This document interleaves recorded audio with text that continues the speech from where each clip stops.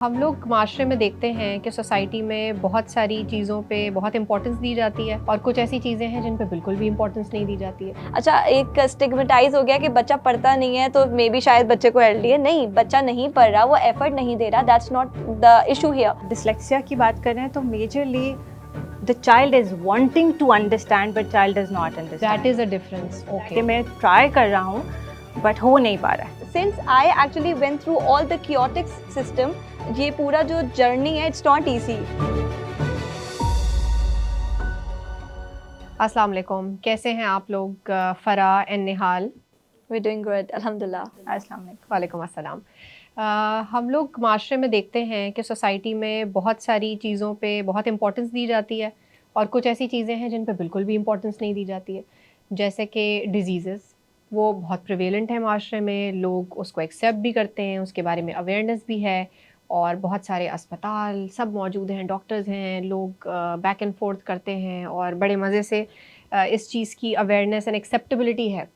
लेकिन इसके साथ-साथ एक मेंटल हेल्थ कंडीशंस भी हैं, जिनके ऊपर ना कोई बात करता है बहुत खुल के, इनको स्टिग्मेटाइज़ किया जाता है, इनके ऊपर इतनी अवेयरनेस भी मौजूद नहीं है और बहुत सारे दफ़ा पे ये भी देखा गया है कि इनको हाइड भी किया जाता है। अगर आपको पता भी चल गया है, तो इनको टैबू समझा जाता है, जैसे कोई ऐब है। तो हम इसके ऊपर क्या नताइज भुगतते हैं ऐसा करने से, आगे जाकर क्या कॉन्सिक्वेंसेज़ इसके देखने को मिलते हैं, वो बड़े ख़तरनाक हैं। तो इसी के लिए हमने आज दावत दी है डिफेबल से दो शख्सियात को जिनसे आपका तारुफ करवाया गया। फ़रा, शी इज़ अ साइकोलॉजिस्ट और she is an expert in dealing with such issues. और इसके साथ साथ निहाल हैं जो कि फाउंडर हैं ऑफ डिफेबल इंस्टीट्यूट। तो आप बिल्कुल ऐड करें अपनी चीज़ें और आप लोग बताएंगे कि आप लोग क्या देख रहे हैं। अगर हम बात करें मेंटल डिसेबिलिटीज़ पर, तो इनकी कोई ब्रॉड कैटेगराइजेशन की जा सकती है। Okay, so when we talk about mental health issues तो बहुत सारी कंडीशंस उसके अंदर आती हैं। मेंटल हेल्थ के अंदर डिप्रेशन, एंजाइटी भी है और मेंटल हेल्थ के अंदर न्यूरो डेवलपमेंटल कंडीशंस भी हैं। So when we talk about neuro developmental conditions, उसके अंदर भी बहुत सारी कैटेगराइजेशन है, जैसे कि ऑटिज़म है, आईडी है, लर्निंग डिसेबिलिटीज़ हैं, एडीएचडी बहुत कॉमनली आपको नज़र आता है, कम्युनिकेशन डिसऑर्डर्स हैं। सो ये एक ब्रॉड पर्सपेक्टिव है जो कि न्यूरो डेवलपमेंटल कंडीशंस का है। व्हेन आई से न्यूरो डेवलपमेंटल कंडीशन, बहुत बड़ा एक वर्ड लगता है, लेकिन न्यूरो डेवलपमेंटल कंडीशन का मतलब ये है कि जब ब्रेन की डेवलपमेंट हो रही थी ड्यूरिंग द प्रेगनेंसी, उस टाइम पे अगर कोई प्रॉब्लम हो गई, कोई केमिकली इंस्टेबिलिटी आ गई, ब्रेन की फंक्शनिंग वैसे डेवलप नहीं हुई, सो वो कंडीशंस हैं जो कि लाइफ लॉन्ग चलती हैं। I am not talking about disorders, I am not saying the word disorder, I am not saying the word disease, I am saying condition. Means जैसे डायबिटीज़ है, लोगों को डायग्नोज हो जाता है, सो वो अपनी पूरी थ्रू आउट लाइफ उसको मैनेज कर सकते हैं। There is no cure for diabetes.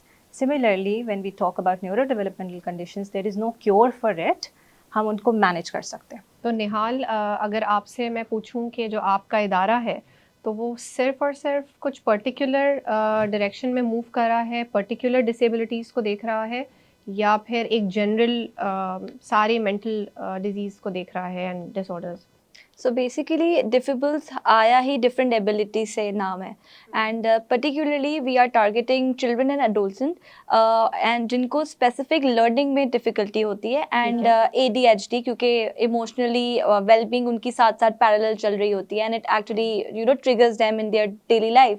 तो हम पर्टिकुलरली एलडी पे और एडीएचडी पे काम कर रहे हैं। फ़रा, आपसे मैं पूछना चाहूँगी कि अभी आपने नाम लिया एलडी का, which is specifically learning disabilities, जो हमने मेरे ख़्याल में तारे ज़मीं पर भी कुछ देखने का मौका मिला। बिल्कुल। ओके, तो can you again tell me the categories कि ये लर्निंग डिसेबिलिटीज़ में भी कोई कैटेगराइजेशंस हैं? नहीं, लर्निंग डिसेबिलिटी एक ब्रॉड पर्सपेक्टिव है, या एक हम कहेंगे अम्ब्रेला टर्म है, जिसके अंदर ये कैटेगराइजेशन आ जाती है।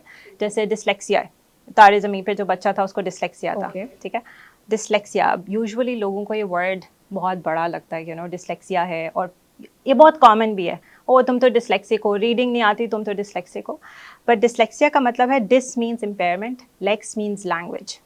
और हमारे यहाँ ये मिथ है कि शायद डिसलेक्सिया है तो बच्चा रीडिंग सिर्फ इंग्लिश की नहीं कर सकता। ये इंटरेस्ट बेस भी हो सकता है क्या, कि मे बी किसी बच्चे का इंटरेस्ट नहीं है लैंग्वेज में, तो कहीं उसको गलत लेबलिंग तो नहीं कर दी जाएगी कि इसको डिसलेक्सिया के सिम्टम्स हैं? अच्छा देखिए, जब हम डिसलेक्सिया की बात कर रहे हैं तो majorly The child is wanting to understand, but child does not understand. That is a difference. Yeah, that is the difference. कि मैं try कर रहा हूँ, All right. but हो नहीं पा रहा है, ठीक है?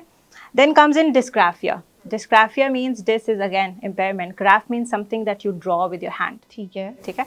So dysgraphia में ये होता है कि the child will have difficulty in writing things down on a paper. Writing बहुत ज़्यादा messy होगी. कई जगहों पे कहते हैं पाँव से लिखा हुआ है. मेजर कॉमन स्टेटमेंट है जो कि पेरेंट्स बोलते हैं. सारे बच्चों की राइटिंग की बात करिए मेरे ख्याल में. नहीं, बट इसमें ये है कि उनको ना लाइन कभी कभी होता है ना कि वर्ड्स पेपर पे बैठे हुए नजर नहीं आ रहे. They are either too big और टू स्मॉल. स्पेसेस का नहीं पता, लाइन के मार्जिन्स का नहीं आइडिया होता.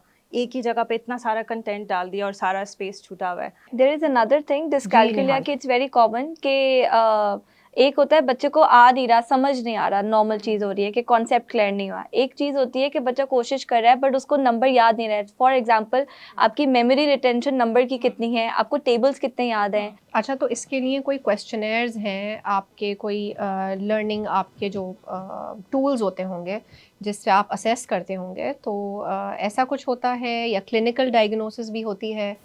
अच्छा, व्हेन वी से कि लर्निंग डिसेबिलिटी का तो एक स्पेसिफिक टेस्ट नहीं है.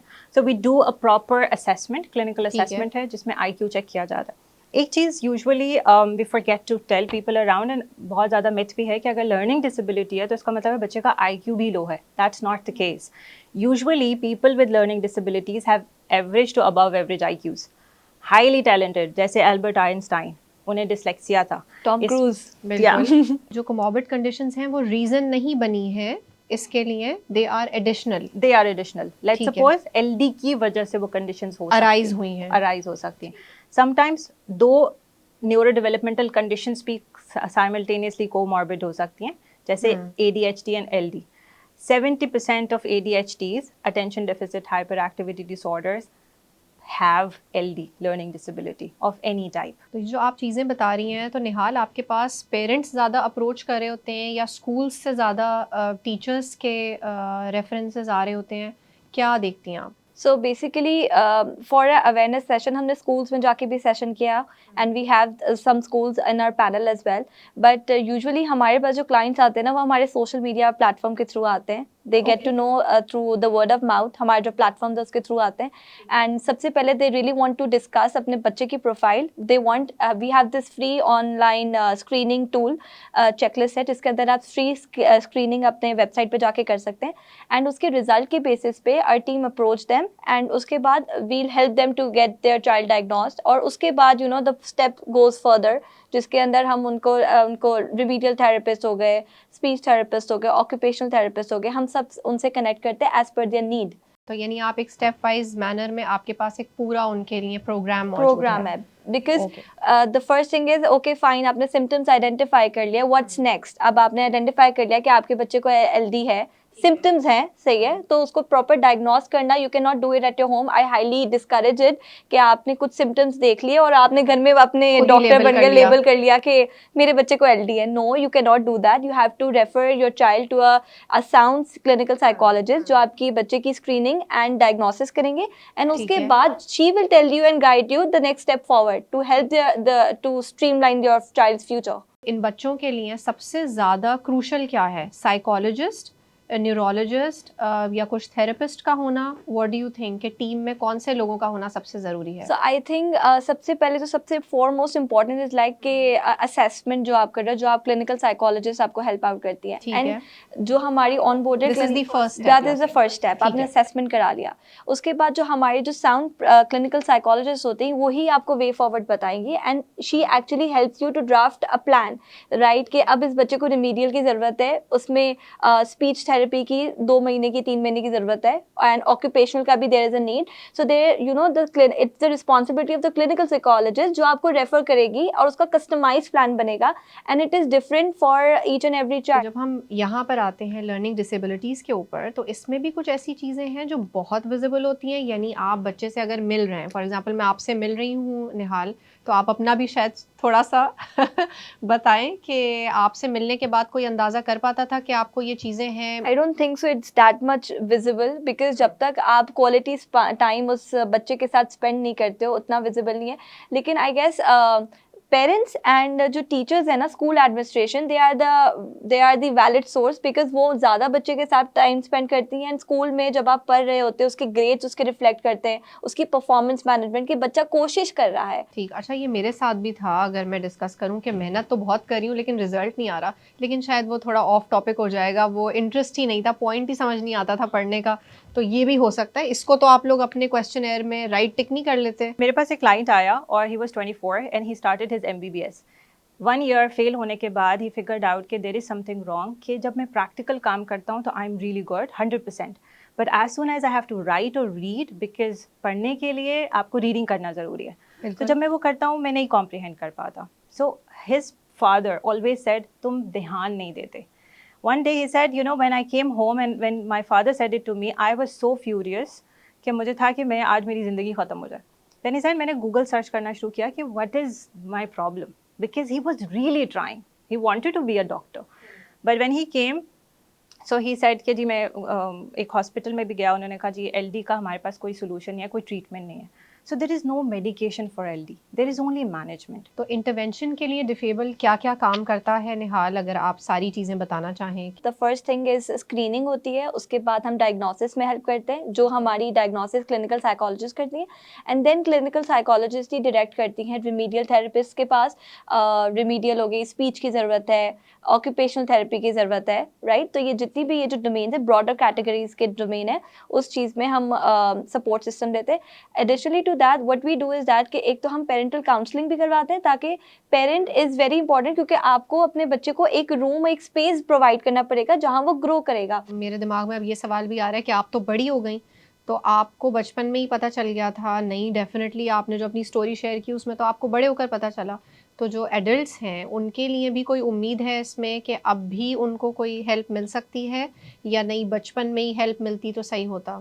ओके, जैसे ही मैम फरा ने बताया था, the earlier it is diagnose the better it is, because that is when you try to figure out कि क्या पाथ बच्चे के लिए डिफाइन करना है, किस तरीके से करना है। हावेवर जैसे बिकॉज अब people are more and more getting aware about it. आप तो बड़ी होप लग रही हैं मुझे सारे ही बच्चों के लिए, not just the children with disabilities. आप होप इसलिए भी लग रही हैं क्योंकि आप तो एक बड़ा वाइड होराइजन दिखा रही हैं, जिसमें बहुत सारी चीज़ें और टैप द राइट पोटेंशियल किया जा सकता है, और उससे आपको बड़ी स्पेस मिलेगी। आप अपने साइंटिस्ट बना रही हैं आपको बच्चों को। मेरा जो जब मैं so after I graduated, a lot of people you know said कि अब क्या करना है, क्या करना है। सो आई रियली सेड मैं वो चीज़ पे काम करूँगी जो मुझे अच्छा लगता है। And since I actually went through all the chaotic system, ये पूरा जो जर्नी है, इट्स नॉट ईजी। जैसे मैम मतलब यू नो आपका इमोशनल सेल्फ ट्रॉमेटाइज आप हो जाते हैं, आपकी you know low self confidence होता है, एंड एवरीथिंग, ये सारी चीज़ें बाय प्रोडक्ट हैं इसकी। अच्छा देखिए, I always say there is the age limit that is being told to ठीक अस है। एज वेल, कि आपने 6 साल से पहले बच्चे को स्पेसिफिक लर्निंग डिसऑर्डर्स के साथ या ADHD के साथ डायग्नोज नहीं करना। आधे से ज़्यादा ADHD या लर्निंग डिसेबिलिटीज़ के जो बच्चे हैं वो क्लास में बुली होते हैं only because by teachers as well. और I think diffable is means पे- डिफरेंटली एबल्ड, ठीक है। Means you work on their strengths, automatically weaknesses कम हो जाएंगे। मैं आपको बताऊं, post COVID we have started seeing more hyper active kids because screen time increase हो गया था। अब स्क्रीन टाइम की सिर्फ एक साइंस समझ लें। स्क्रीन टाइम पे जब स्क्रीन देख रहा है बच्चा, there is a continuous stimulation. When they work in a normal environment, they want the similar kind of continuous stimulation. जब वो उन्हें continuous stimulation नहीं मिलती तो वो अपनी बॉडी को मूव करना शुरू कर देता, हाइपर एक्टिविटी इंक्रीज हो गई है। ओके, तो यानी ऐसी भी कंडीशंस हैं बिल्कुल। जिसमें जो एग्रीवेट करती Yes. हैं या फिर Diet. जो वजह बन जाती है Yeah. एक आम बच्चे को भी लेबल बिल्कुल करने पर। बिल्कुल। जो अभी हमने इतनी बात करी इस प्रोग्राम में, और कोई दिल बर्दाश्ता होने की ज़रूरत नहीं है, बल्कि अपने बच्चों को और जो भी इंडिविजुअल्स हमारे इर्द गिर्द हैं, अगर हम एक as a society support programme के तरह चलेंगे तो I think we will see much positive change और बड़े सोशल चेंजेस देखने का मौका मिलेगा। Thank you so much Thank you. Nihal and doctor Thank Farah for your time. Thank you so much for inviting me. Thank you.